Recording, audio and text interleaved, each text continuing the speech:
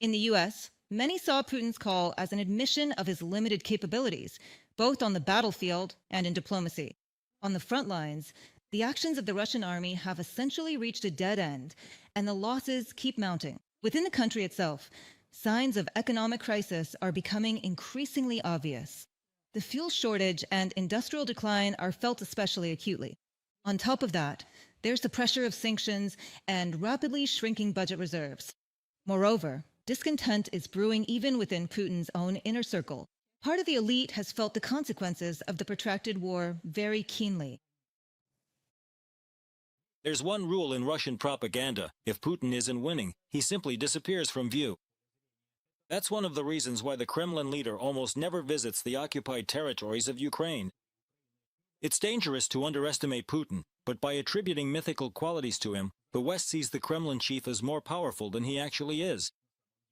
If Americans assessed Putin realistically, they would know that he is a dictator who has staked everything on the failure of the invasion.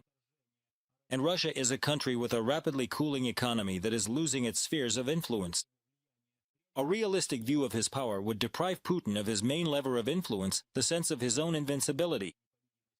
From an article in The Atlantic magazine. Most influential Western media outlets write that Russia no longer seems strong enough to dictate terms at the negotiating table.